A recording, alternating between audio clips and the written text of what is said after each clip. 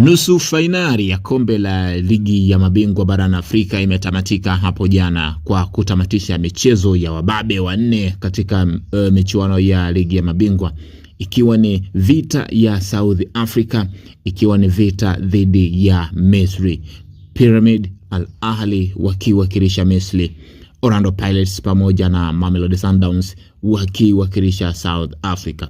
Hiyo ni nusu finali ya kwanza kuwahi kutokea katika nchi hizi mbili. Sasa michezo ya raundi ya kwanza ambayo ilichezwa South Africa, Mamelodi Sundowns alitoka sare ya bila kufungana dhidi ya Al Ahly, huku Orlando Pirates akitoka sare ya bila kufungana dhidi ya Pyramids ya kutoka Misri.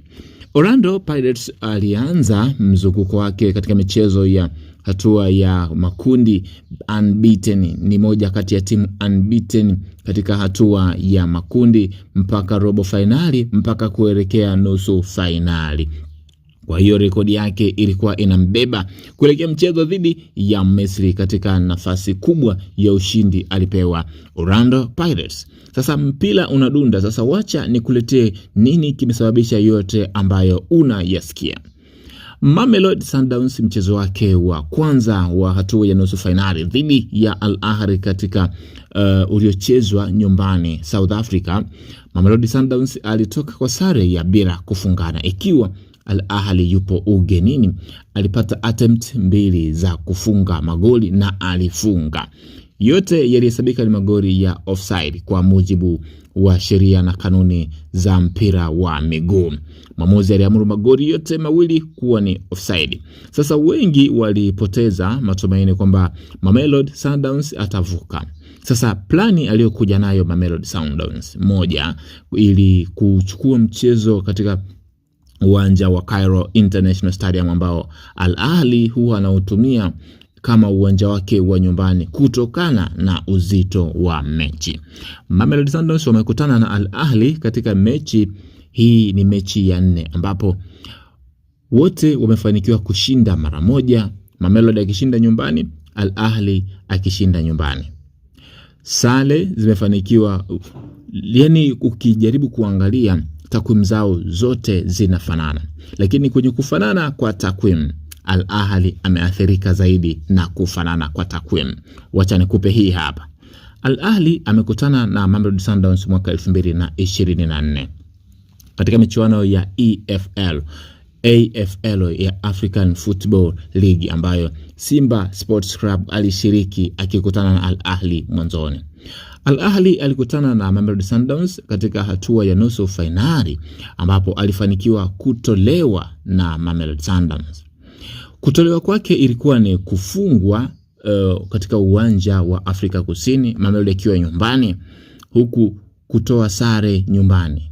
Mamelodi aliathirika na sare ya iliyotokea katika Cairo International Stadium. Hiyo ni athari yake ya kwanza kwenye sare ambazo Mamelodi amezitoa na Al Ahly. Sare nyingine ya pili ambayo imemuathiri Al Ahly kutoka kwa Mamelodi ni hii ya hapo jana ambayo Al Ahly alitoa sare ya 1-1, faida ya goli la ugenini. Kwa mujibu wa takwimu hapa, Mamelodi alicheza mchezo wake wa kwanza wa hatua ya nusu finali kombe la ligi ya mabingwa barani Afrika uliotamatika kwa sare ya bila kufungana Afrika Kusini, lakini uliochezwa hapo jana umetamatika kwa sare ya 1-1. Dakika ya 90 Al Ahly wanajifunga goli. Mamelodi anafaidika na sare, anaenda hatua inayofuata. Kwa hiyo kwenye michezo waliokutana Al Ahly na Mamelodi Sundowns, aliyenufaika zaidi ni Mamelodi Sundowns, ikiwa takwimu zao zinafanana, sare, ushindi, wote wako sawa. Kitu kimoja ambacho unatakiwa ukinoti ni kipi? Al Ahly akiwa ugenini hamiliki mpira, anakuacha uchezee mpira. Hicho ndio alichokifanya Afrika Kusini. Alichokifanya Mamelodi nyumbani ni kumiliki mpira, lakini alichokisoma Mamelodi kwa Al Ahly mpaka kuhakikisha anaenda kuchukua mchezo Misri na kufanikiwa kupata goli 1 dakika za 90 ni hiki: kwenda kumiliki mpira ugenini. Al Ahly ukitaka aweze kukufunga magoli mengi katika uwanja wake wa nyumbani Cairo International Stadium, ni kumruhusu amiliki mpira. Hicho ndio ambacho Mamelodi Sundowns alifanikiwa kukizuiwa kwa kipindi cha pili. Ikiwa kipindi cha kwanza Al Ahly alimiliki mpira mpaka akafanikiwa kupata goli moja kupitia kwa winga wake wa pembeni. Sasa kipindi cha pili Al Ahly, Mamelodi Sundowns aliusoma mchezo kwamba nikiruhusu Al Ahly amiliki mpira, wachezaji wake wana accuracy kubwa sana. Al Ahly alimiliki mpira kwa 40% akiwa na accuracy pass ya 73. Mamelodi akimiliki mpira kwa 60% akiwa na accuracy pass ya 81. Manake accuracy pass Mamelodi Sundowns amezidiwa kwa 2%. Umeona? Sasa kwa nini Mamelodi Sundowns aliingia kwa plani hiyo? Plani ya kwanza ya kuhakikisha sifungwi goli lingine ni kumiliki mpira. Unamiliki mpira wapi? Kwenye nusu ya mpinzani kuelekea golini kwake. Hicho alifanikiwa, lakini alifanikiwa pia kutengeneza nafasi ambazo mechi ya kwanza hakutengeneza hata moja. Mechi ilitamatika kwa Mamelodi bila kupiga on target hata moja, ambapo mechi ya Cairo International Mamelodi kipindi cha kwanza yeye mechi nzima dakika 90 alifanikiwa kupata kona 4. Manake sasa hapa alipata attempts za kutengeneza nafasi, alipiga on target. Unaona ile ya Mokwena, unaona ile ya Temba Zwane, naye alijaribu kufunga kutokana na nafasi aliyoipata. Kwa hiyo unaona kuna attempts hapa, wote walipata on target 3 kwenye dakika zote 90, moja ikizaa goli. Al Ahly akipata attempts 3 zilizozaa on target 3, moja ikizaa goli. Kwamba Mamelodi Sundowns aliclear baadhi ya vitu. Hicho ndio plani alichokuja nacho. Lakini tukirejea kwa Orlando Pirates dhidi ya Pyramid. Mchezo wao dhidi ya Orlando Pirates umekaa kama ifuatavyo. Orlando Pirates yeye ni mzee wa kuchezea mpira chini, accuracy. Ndio maana amekuwa unbeaten toka mizunguko inaanza, hatua ya makundi, robo finali mpaka anaingia nusu finali. Amekuwa unbeaten. Pyramid amekuja kukata utepe wa Orlando Pirates kupitia mbinu ambazo Orlando Pirates anazitumia. Orlando Pirates ni mzuri wa kuchezea mipira ya chini, ni mzuri wa accuracy pass, ni mzuri akiwa na washambuliaji wake. Ukimwachia amiliki mpira, Orlando Pirates ni mbaya sana. Kitu ambacho alikiwini Pyramids katika mchezo wake wa jana ni kuhakikisha Orlando Pirates hamiliki mpira. Akiwa hana mpira, Orlando Pirates alikuwa anacheza kwenye shape ya watu 5, 2, 3 mbele. Maana yake sasa katikati wakiwa watu 2, mbele watu 3, ikiwa 2 watapokonya mpira, 3 wanasababisha madhara.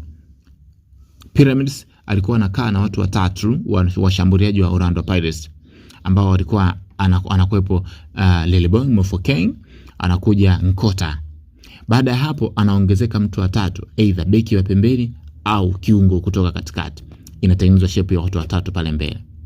Hafu katikati anakuepo mtu mmoja pale ambaye anaongezeka na kiungo mkabaji au beki wa katikati ambaye ataongezeka, atatengeneza shape ya watu 2. Wale wakifanikiwa kupokonya mpira watawaplacea wale watu 3. Wale watu 3 wana hatari zaidi. Ukiangalia goli la pili, move ilikuwa ni ya watu 2 wa Orlando Pirates, watu 4 wa Pyramids.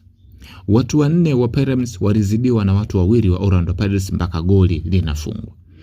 What accurate pass is the club.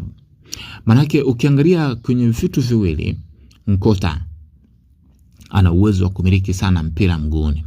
Lelebong Mofokeng ana uwezo wa kumiliki sana mpira mguuni. Ndio ambacho Pyramids jana walifanikiwa kuzuia. Walimbana sana Lelebong Mofokeng kwa sababu ndio kiini cha Orlando Pirates. Akimiliki mpira ana uwezo wa kuangalia mbali, kuangalia hatari ziko sehemu gani, mazingira gani nipige pasi, mazingira gani nina uwezo wa kufunga. Lakini kilicho bora hakikosi madhaifu. Orlando Pirates kitu ambacho hawana ni kwenye kutako mpira ya juu.